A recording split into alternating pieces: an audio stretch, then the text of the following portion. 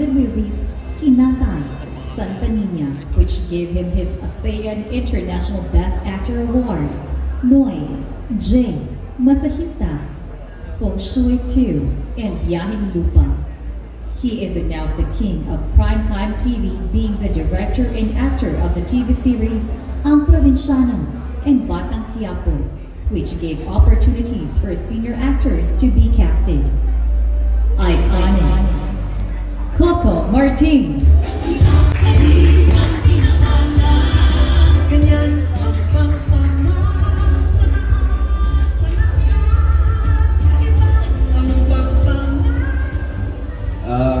Magandang gabi po sa inyong lahat.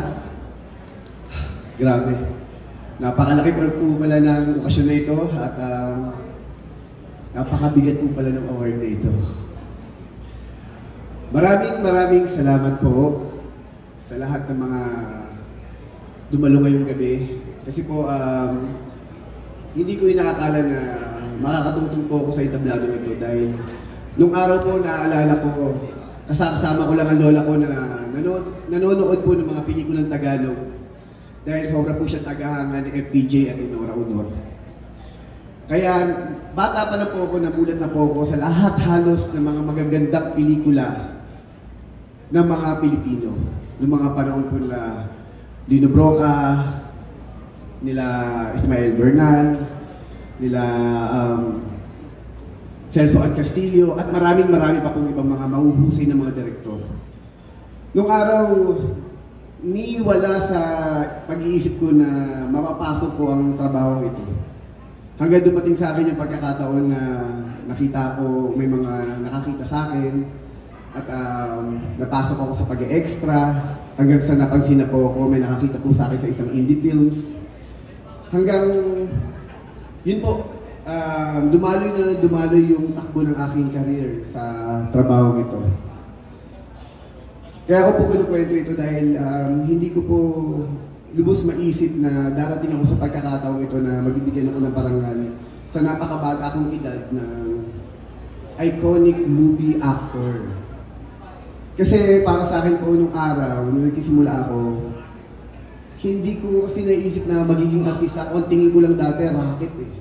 Ang tingin ko lang basta pagkakakitaan ko, basta kikita ko, ginagawa ko lang to dahil gusto ko magtrabaho, gusto ko mabuhay ang pamilya ko, gusto ko sila mabigyan ng magandang kinabukasan.